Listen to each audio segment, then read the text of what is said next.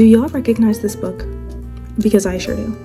Because I've been seeing this book everywhere, all over the place, all over my screens. And I need to know what the hype is about. Even the lady in the bookstore was like freaking out for me when she saw me buying this book. She was like, you're gonna love it. You're gonna have so much fun. This is gonna be great for you. So I have to know what it is about this book that has everybody so riled up. Let me read you the synopsis really quick because it's pretty interesting. So, after centuries of sleep, the gods are warring again. But 18-year-old Iris Winnow just wants to hold her family together. Her mother is suffering from addiction and her brother is missing from the front lines.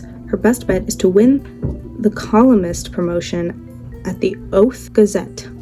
So she's a journalist. And what's cool about that is that I'm a journalism major, so like, I kind of relate to her. I'm kidding. To combat her worries, Iris writes letters to her brother and slips them beneath her wardrobe door, where they vanish into the hands of Roman Kit, her cold and handsome rival at the paper. When he anonymously writes Iris back, the two of them forge a connection that will follow Iris all the way to the front lines of battle for her brother, the fate of mankind, and love. Divine Rivals is an epic enemies-to-lovers fantasy novel filled with hope and heartbreak and the unparalleled power of love. Sounds pretty dramatic. I'm all for it. We'll see how this goes. I'm kind of curious so she's writing letters to her brother, but then somehow this Roman guy gets a hold of them. He writes her back, they forge a connection, and somehow that leads her to the front lines of battle. I don't really know how those two things connect, but I'll figure it out. Anyway, I'm probably gonna start reading this tomorrow because I have somewhere to go tonight. I will start reading this come tomorrow, but I figured I'd film the intro now and just talk about like how freaking excited I am about whatever is inside of these pages. I'm gonna try to avoid spoilers, which is gonna be really hard for me because it is hard for me to not talk about every single thing that I am reading, but I will try to speak in feelings instead of details. Yeah. Wish me luck. Wish me luck. That's all I can really ask for here.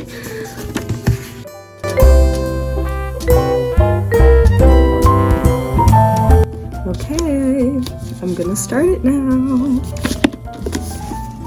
Tell you how it goes.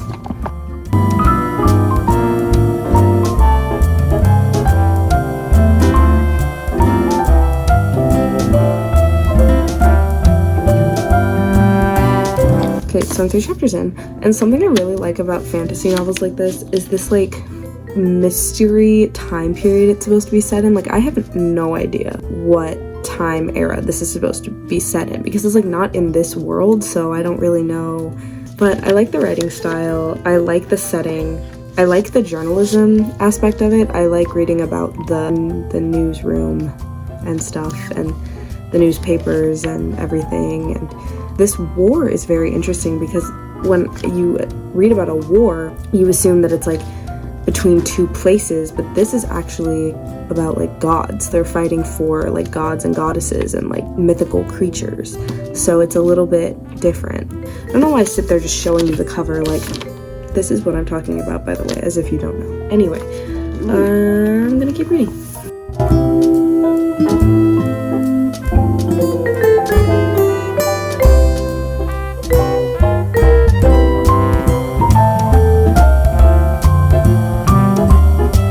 I really like the way that the magic is working in this book.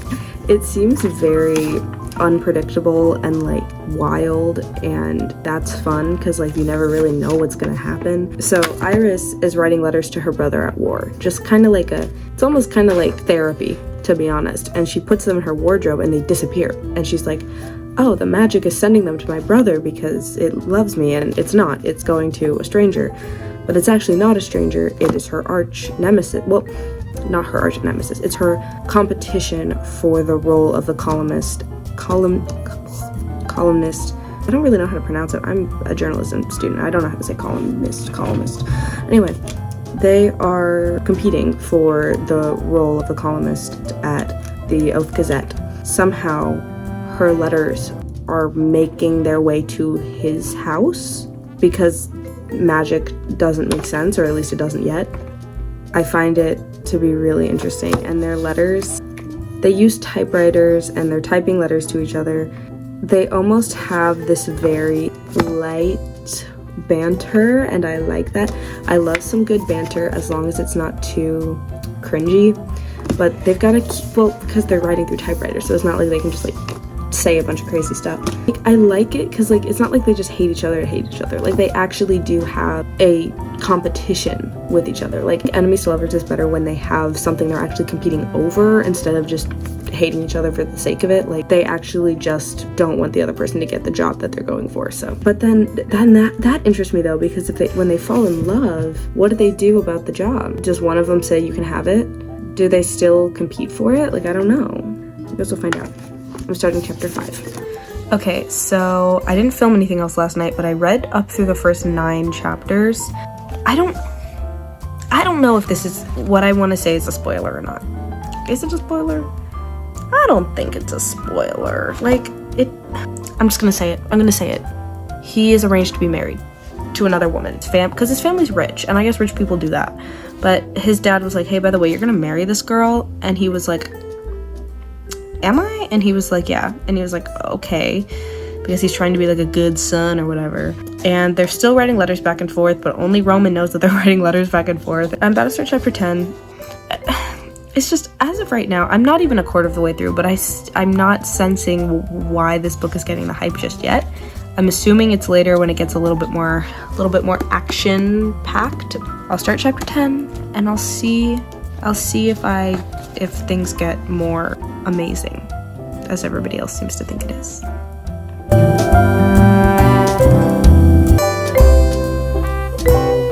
Okay, I got through chapter 10 and things are already getting crazier. Like, things are happening and it's bad. The mess of her life is deepening and it is unfortunate.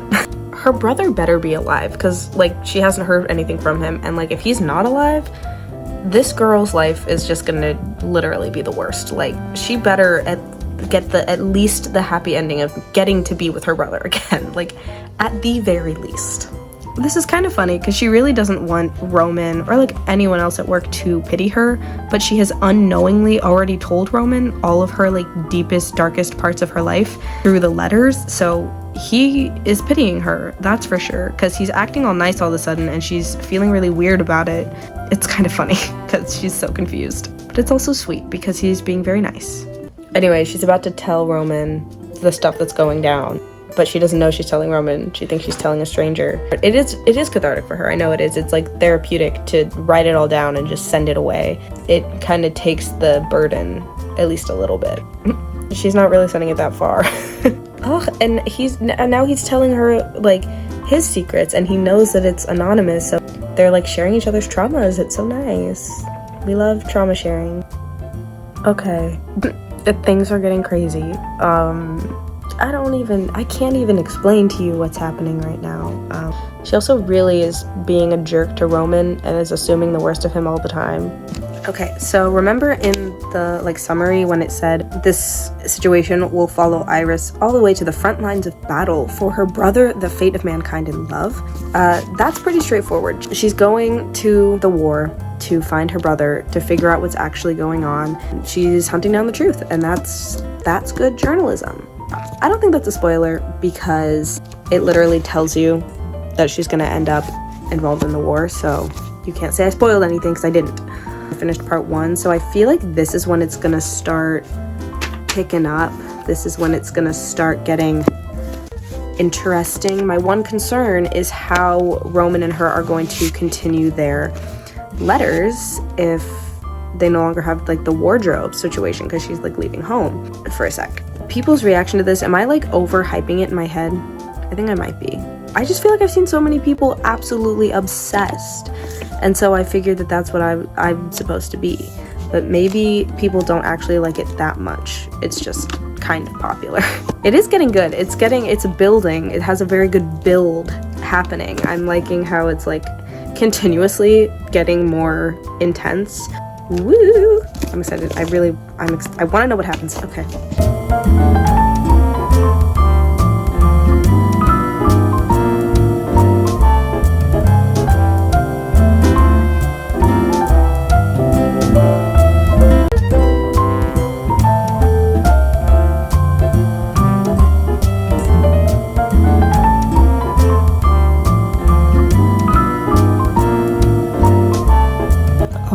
things are getting good. I'm not gonna like explain other than like they figured out how the magic works and they're still sending letters back and forth. So they still got that. And I think he's gonna try and figure out exactly where she is, because she's obviously not giving him her location, but I think he's gonna try and figure it out. But really, she's there. I'm not gonna spoil anything, but it's getting really entertaining. And okay, I took a minute to look up what they look like fan art, just for curiosity's sake. I've seen this cover before, but I wasn't really like paying attention to it, but now that I'm seeing it, I can feel it. No God, no war, no one can come between them. Aw. I don't know what that means. Oh, look at them.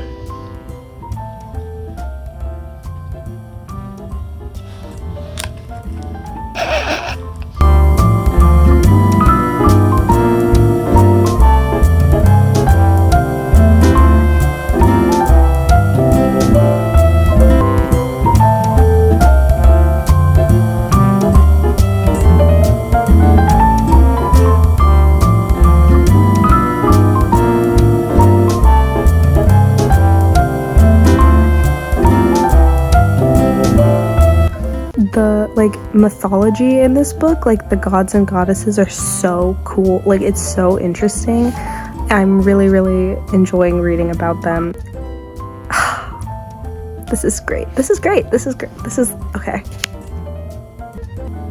Maybe I'm getting it. Maybe I'm starting to get the hype a little bit. I am halfway through this book and she still doesn't know that it's him. She still doesn't know that Roman and Carver are the same guy. That might be a spoiler, but whatever. And she's like she doesn't hate Roman, but she's like being kind of snappy to him, as if it isn't the same person that she was considering falling in love with over these letters. Your rival? Who is this bloke? If he's competing with you, then he must be an utter fool. I have no doubt you will best him in every way. Him writing about himself. We're at part 3. Look how pretty the like flowery things like. Oh my god, I'm so emotionally attached to these characters right now. Holy,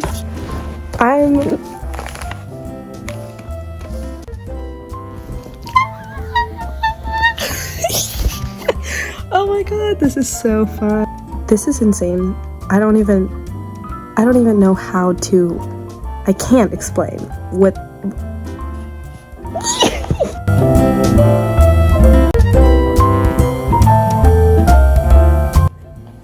I finished it. The ending was not satisfactory at all, which is a bad thing, but it's okay because the sequel comes out in next month. Actually, in exactly 1 month. On today's November 26th, it comes out December 26th. So I liked this a lot. And I don't even have the words to describe what I liked so much about it. It's almost like, what did she do that made it so good? Usually I feel like I'm pretty good at pinpointing like, oh, the author did X, Y, and Z, and that's why I liked it. But I'm at a loss for words. I don't have much of an explanation other than what the actual fuck? Oh my god. Oh, I probably sound crazy. Long story short, love is a good thing, war is a bad thing. In case you didn't already know, love is a good thing, war is a bad thing. By the end of this book, the whole like letter thing feels like a fever dream. It feels like a memory. Like so much happens in like the ending of this book. I am so excited for the second book. So I wasn't sure if I was going to become one of the obsessed people with this book, but I did. I absolutely did. I read 9 chapters yesterday and the rest of it today. I think that gives you a pretty good idea. They basically both end up at war together, as reporters. You know, they're reporters, and they're trying to, you know, report on what's going on, and they're trying to be together because they're falling in love, and shit goes down, and it's oh my god, there is so much just like emotion in my body right now. And Divine Rivals, everybody. Should I give this 5 stars? Or should I not give it 5 stars? I don't know. I'm so like enchanted by it right now that it sounds really difficult for me to not give it 5 stars, but I feel like, I don't know. I have to think about it a little bit. Oh my god. Wait. Let me look up the name of the sequel. But y'all, I'm not exaggerating about the ending. Like, the ending is absurd, and I wasn't expecting it to be that frustrating of an ending. Okay. Divine Rivals. Oh my god, she has a playlist. I love it when an author gives a playlist. Oh my gosh, I'm gonna listen to that. Ruthless Vows. Okay, the sequel is called Ruthless Vows. It comes out December 26th of 2023, and I am going to eat that up. I'm so unsettled. Maybe I should have saved this book for closer to when the sequel came out, because now it feels wrong to like read other books in between. The end. Hard recommend for this book, but whatever. Good night.